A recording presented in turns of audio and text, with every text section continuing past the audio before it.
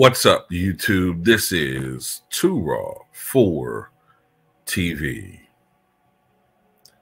All right, so according to reports, Diddy's legal team is accusing the feds of leaking the Cassie assault video and therefore hindering the embattled music mogul's right to a fair trial.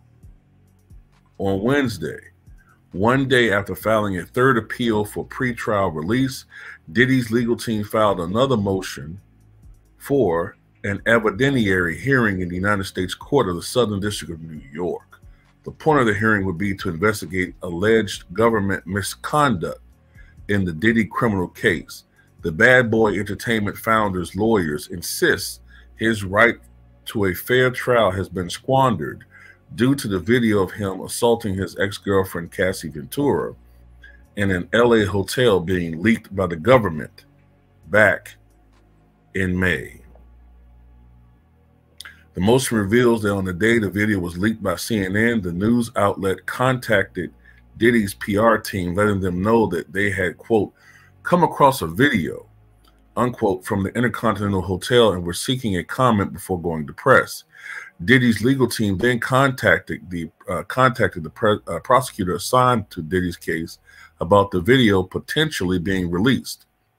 The government only responded to the email after the video was made public, the motion claimed. Quote, defendant Sean Combs moves for 4 forms of relief related to what the defense believes was a series of unlawful government leaks, which have led to damaging, highly prejudicial pretrial publicity that can only taint the jury pool and deprive Mr. Combs of his right to a fair trial.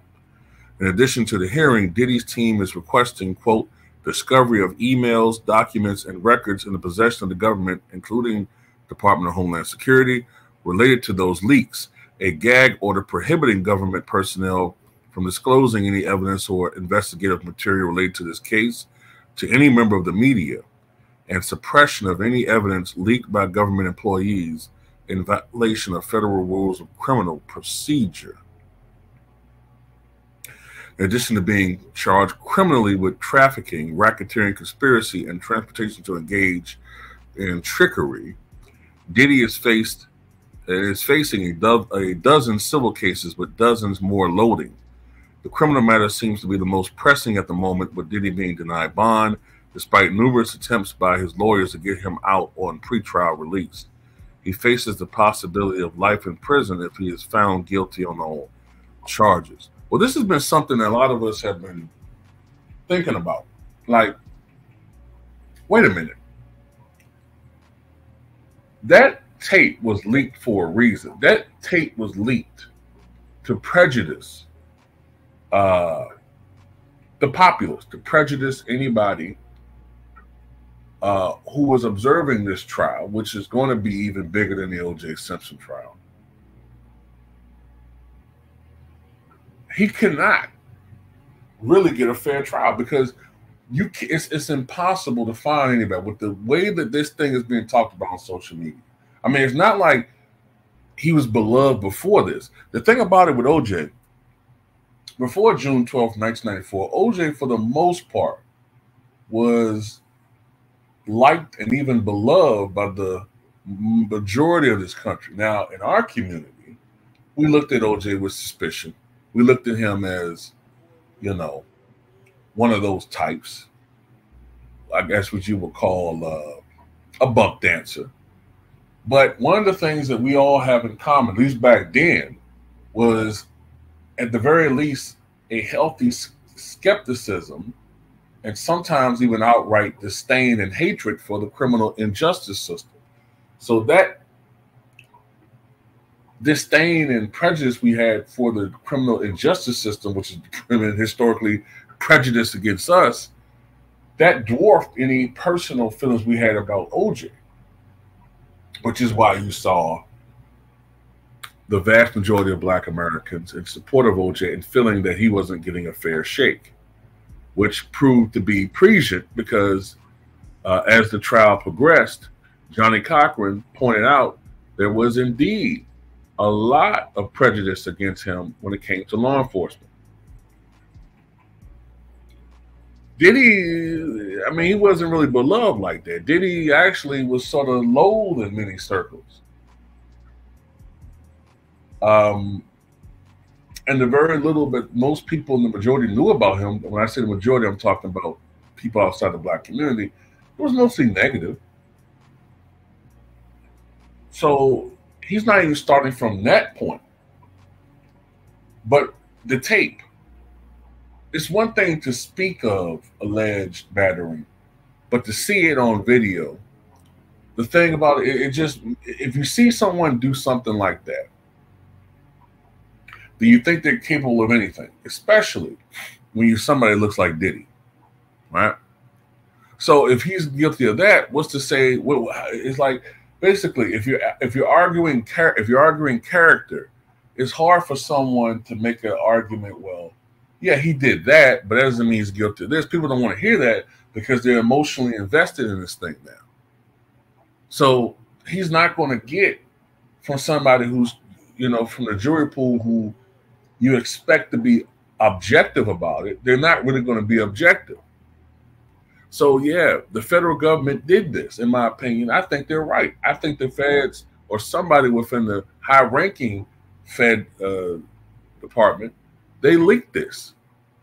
And another thing you have to ask yourself is, how did these tapes, which you presume, I think most of us would presume, were seized in late March from his property by the Department of Homeland Security? Well, then how do some of these alleged tapes, which we don't even know they really truly exist, but let's just say they do, how do these tapes get in possessions of private citizens? Unless they were given to them by presumably high-ranking federal officials. Isn't this evidence tampering? Isn't this all against the rules when it comes to how law and order works? And this could be a mistrial. It should be, if that was the case. And also, if some of these tapes are in possession of ordinary citizens and that they're not law enforcement and they're being looked at as enjoyment, like private use and not as evidence, well, shouldn't that be a charge for that person of possessing, especially the ones where supposedly that minors are involved? Shouldn't that be possession of the worst type of the unthinkable pornography? So these are not critical questions. These are critical questions I think people aren't asking themselves. Now, I'm not on here trying to defend him, like some people say, oh, you're defending Diddy. Then some people try to browbeat you to death. They're doing that with Kamala Harris. Oh, if you don't vote for Kamala, you're a coon. If you don't vote for Kamala, you can real weird on that side. If you don't vote for Kamala, well, you're a misogynist. You must be a secret Trump supporter. They're doing the same tactic here. Oh, if you don't think that he's guilty, then I think you're on one of these tapes. If you don't think he's guilty, then by golly, by gee, you must be just like him. You probably beat your wife and beat your girlfriend. Oh, you must love the diddle. You must love diddling little ones too, then. All this nonsensical, emotional, beta male, cuckish, feminazi, just this bile just being regurgitated by these morons. At the end of the day, it doesn't matter what I think, right? It doesn't matter what you think. He should be given access to a fair trial like anybody else. Because the only thing that I've seen that they've proven is that he is a wife beater. And that's horrible. Or a woman beater. That's horrible. But it doesn't mean that he is all these other things. I sometimes get accused of being a race baiter, right? But the thing about it is, I just want fairness. I want the same fairness that you seem to all magically show toward Garth Brooks. Well, this woman could be lying. Well, it's possible some of these other ladies are lying when it comes to Diddy. Well, I mean, it's just, when you look at it logically, yeah, but you don't look at it logically when it comes to, say, Diddy or R. Kelly, or Michael Jackson, who was proven to be innocent because the feds investigated for 10 years and found nothing. But some of you simpletons still think that he did something because, you know, that's what you want to believe. You know, they're trying to dig up cases on Russell Simmons. They're trying to dig up cases on Chris Brown. They're trying to dig up stuff about the dude from what is it? One of those groups from back in the day, Jodeci. They're trying to dig up stuff about anybody. You know what I'm saying? They're trying to invent imaginary cases on Denzel Washington now, of all people. Hell, for all we know, they're gonna dig up and make up stuff about the late great James Earl Jones and John Amos soon. Our culture is disgusting, and they're implicit in this. OJ would have never have gotten off 30 years ago, and partially because of us. We've turned into the worst element in our society. Self-haters that have sold out for the buck and will do anything to throw another brother under the bus. All I'm saying is just show the same energy, man. That's all we're saying. Bang on these other. I saw something about they found evidence that the rock singer Marilyn Manson may have committed some of these allegations against him. I'm gonna do a video on that later on. If not later on today, come and do a little bit more research tomorrow. Nobody's gonna talk about that. And no, I will point out race. Look, race is a social construct. It definitely is, but it exists. I'm not going to sit here because, oh, it makes some people uncomfortable. I'm not going to talk about it. It does exist. And the media is culpable in this as well. The media has a vested interest in making all villains one shade. I'm sorry. That's just how it is. This wasn't how it was when I was growing up. Everybody got smoked. It didn't matter whether it was Pete Rose. It didn't matter if it was O.J. Simpson. Now, all of a sudden, I've noticed with this new generation, was supposed to be so much more enlightened than the past generations.